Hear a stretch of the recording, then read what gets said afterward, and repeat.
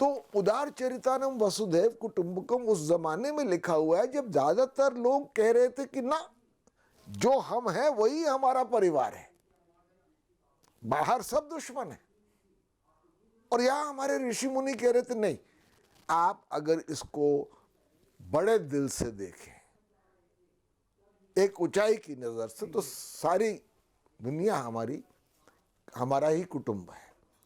आपने इस किताब में मैं समझता हूँ कि जिस श्लोक का उल्लेख किया है कि महात्मा गांधी ने कहा था कि अगर उनके पास केवल एक श्लोक उठाने का अवसर हो और उसके बदले में पूरी किताब हमारी सारा वाङ्मय जितने भी कुछ हटाना हो तो केवल इस श्लोक को चुनना पसंद करें।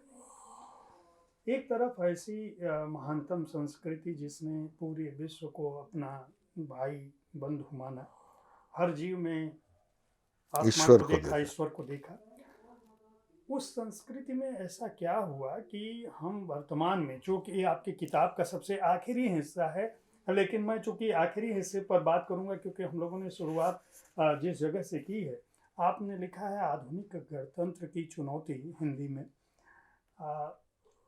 ये जो चुनौती है जिससे स्वतंत्रता के बाद या उससे थोड़ा पहले दो चार होना शुरू हुआ और आज हम जहाँ पहुँच गए हैं, उसकी क्या वजह पाते हैं और इस अध्याय से आप कहना क्या चाहते हैं कि आखिर निष्पत्ति क्या होगी? ठीक है, आगे का रास्ता आपने कहा है आवरण पर।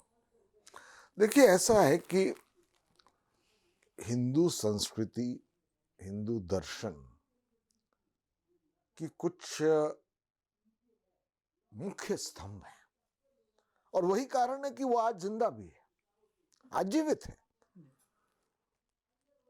एक तो ये था कि एक खुलापन, मन का खुलापन। हमारे महावाक्यों में है एकम सत्य विप्रहा बहुधा वदंती।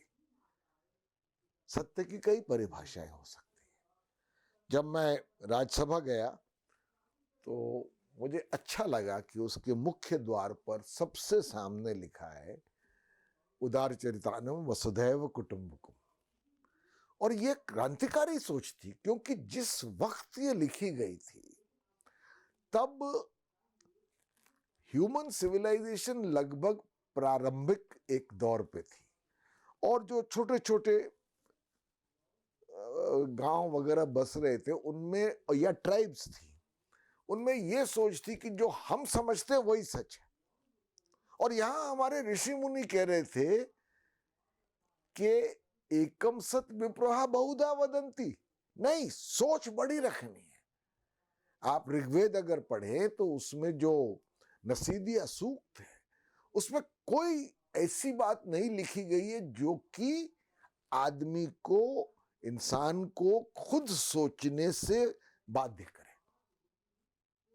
एक एक्सप्लोरेशन है, एक जिज्ञासा है। तो उदार चरितानम वसुधैव कुटुंबकम उस जमाने में लिखा हुआ है जब ज्यादातर लोग कह रहे थे कि ना, जो हम हैं वही हमारा परिवार है, बाहर सब दुश्मन है।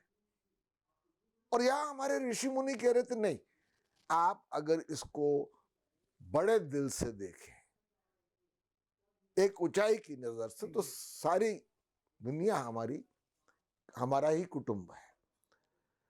या मैं तीसरा मिसाल देता हूं आपको, आनो भद्रः कृतवो यन्तु विश्वता। हर तरफ से अच्छे सुचारू जो विचार हैं वो हम अपनाएं। तो ये जो खुलापन है जिसको अंग्रेजी में एक्लेक्टिसिज्म कहते हैं, ये ही कारण है कि हिंदू धर्म कई कठिनाइयों के बावजूद, जिनका मैं चर्चा करता हूं, तुर्की इन्वेजन हुआ, अंग्रेजों ने हम पर कब्जा किया, वो एक ऐसी चीज थी जो कि टूट नहीं सकती थी, क्योंकि उसमें समा लेने की एक शक्ति थी। आखिरकार बुद्धिज्म आया, जैनिज्म आया, वो हिंदू सोच से ही उपजे थे, पर एक तरह से एक विरोधी मूवमेंट थे कुछ बातों में। हिंदुइज्म के रिफॉर्म मूवमेंट भी थे, सिखिज्म को भी मैं उसी श्रेणी में लेता हूं, क्योंकि सिख विचार मेरे समझ से, जिसकी मैं बहुत श्रद्धा करता हूं, शुद्ध वेदांत है। एक नूर से सब जग उपजा।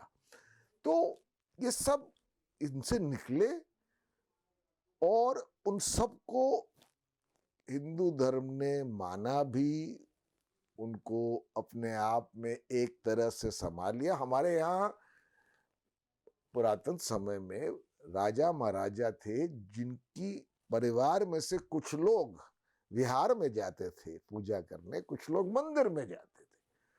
तो ये जो एक विशेषता रही है इस महान हिंदू सभ्यता की, उसमें अगर आप फेर बदल करें, यानी आप ये कहने लगे कि हिंदू संस्कृति के हम ही कुछ लोग ठेकेदार हैं, हम आपको बताएंगे कि हिंदू धर्म क्या है। अगर आप उसके विपरीत गए तो आपको कटघरे में खड़ा किया जाएगा। आपको क्या खाना चाहिए, आपको क्या पीना चाहिए, आपको क्या पहनना चाहिए, आपको किससे मिलना चाहिए, और खास तरह से तो मैं समझता हूं महिलाओं को वो ऐसी नजरिया से देखते हैं कि वो एक, जिसको अंग्रेजी में कहते हैं चेस्ट हिंदू नारी बनी रहें। और जो उन्होंने इतनी एक रिमार्केबल प्रोग्रेस किया है, हमारी जो महिलाएं हैं उनको नजरअंदाज करते हुए, तो ये जो त्रुटि आ गई है, या समझिए जो विकार आ गया है, मैं उसकी आलोचना करता हूं। और कट्टरता, एक जो कट्टरता आ गई है कि वो हिंदू धर्म में है ही नहीं। हिंदू धर्म की पहचान है इट्स कॉन्करिंग इक्लेक्टिसिज्म। उसका आप हिंदी में बेस्ट अनुवाद करेंगे, वो कॉन्करिंग इक्लेक्टिसिज्म है। आखिरकार तुर्की आए उन्होंने, और इस पर कोई दो राय नहीं, बहुत ज्यादा लूटमार और धर्म के आधार पर परिवर्तन, मंदिरों का तोड़ना, जो हमारे शिक्षा के ज्ञान के केंद्र थे उनको तोड़ना।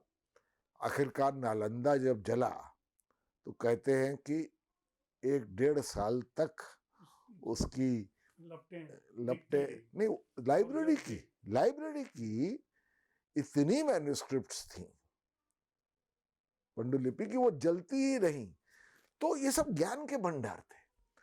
तो कोई और संस्कृति होती तो शायद टूट जाती।